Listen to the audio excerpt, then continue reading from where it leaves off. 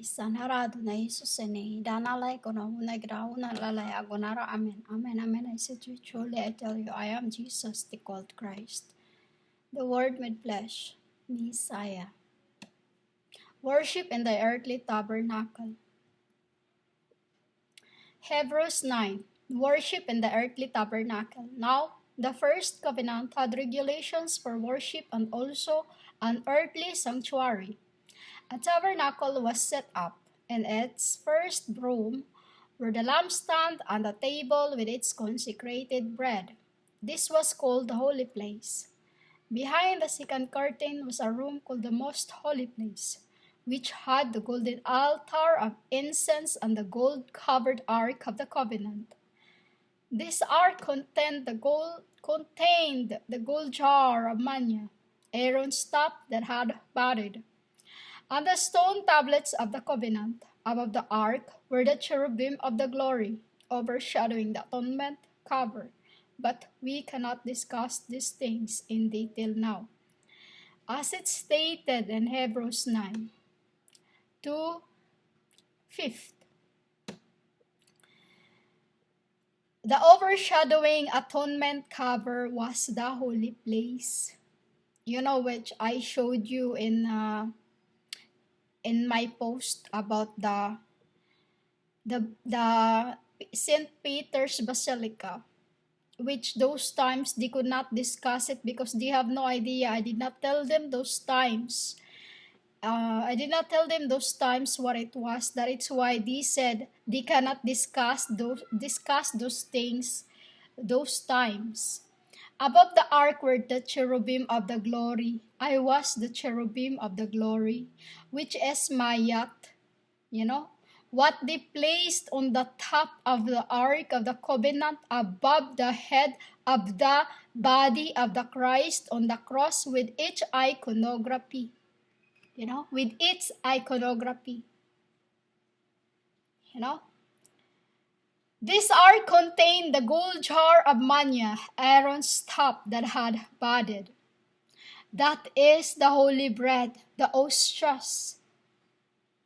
You know, that is the ostias that they placed in the brass, which is gold jar of manna. You see how they do that in the mass? That is what it is. The ark contained the gold jar of manna. The manna that Aaron's staff that had budded is the body of the Christ, the cup. You know, the chalice of life, the cup which they placed a juice or wine in it. Only a bit of wine enough for a priest to taste it. You know? Which had the golden altar of incense and the gold-covered ark of the covenant. They covered it with my white cloth that symbolizes the cloth that I have folded and placed it into my head.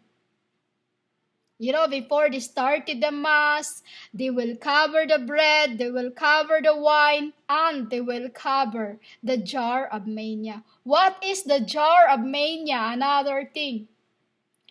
The holy water. The holy water that they sprinkled into humanity, those that are around in the mass, which is written also in here. I will tell you in the next record. Behind the second curtain was a room called the most holy place, which had a golden altar of incense. The most holy place behind the curtain was a room called the most holy place. Why it is called most holy place? For that is the place where the priests, the angels, change their clothing before they go in front of the people. You know, before they go in front of the people. That is why I said to you, only those who were in the seminarians knows what I speak, because that is what I lead them to as Holy Spirit before I incarnate. A tabernacle was set up in its first room where the lampstand and the table with its consecrated bread. This was called the holy place. The altar of the Father where they placed the ostias, the chalice with its wine in it, with its both sides they have lamp, they have candlestick in the both corner. You know what symbolizes with that? The mother and the daughter. The two kindle, just as now, I and my mother. You know? Which is in that altar. The Bible is put somewhere else for those who will deliver the gospel, and for the priest has its own in front of him. The most holy place. You know, that is the tabernacle that is set up in its first room where the lampstand and the table. That is the altar with its consecrated bread. Consecrated, the ostias. You know, the holy bread.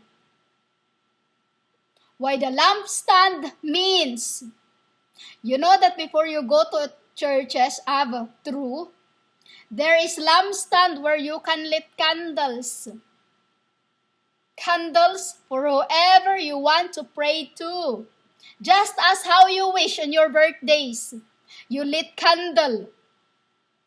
That is the lampstand in its first room. First room, and after that, the table with its consecrated bread. Like in the land of smile, there is my favorite hospital, what you call church. Because that's the only place where I go when I feel really, really bad, you know? When I really, really feel bad and I wanted to cry and I needed a place to cry without anyone to see me. To lift up the burden inside me, I go to this church, St. Nicholas, where I was. I go into that church where I saw whom you call Jesus and my mother. You know? I go into this church on my own. I don't get scared if there's nobody around it, and behind that is cemetery. For that, those that inside of it, they pray and pray and pray every day, every night. Usually every day, every night. Why? Why every day and every night? Because they are already dead. They knew already what sin they have been throughout. You know? I go there, I sit there, I cry there, and stand in front of my mother's statues. For it is my father in it. You know? And in that, as it was touched by the cherubims, as it was touched by the angels, as holy bread, as object, statues. It is touched by the angels, humans. As it is too written in the book, as a tree that the birds perch on. You know? And I stand in it, in front of it. I let my Father feel my burden inside my heart, what I really want. And then I will live when I feel better. That is the true church. Stop pointing fingers because you will be dead. A tabernacle, that is the tabernacle that was set up in the beginning.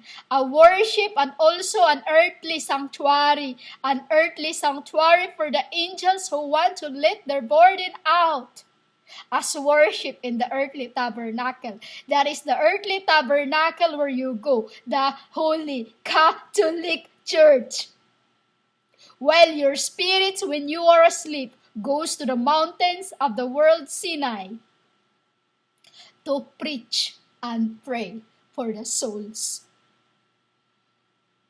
I am the cherubim of the glory that above the ark. Mayat.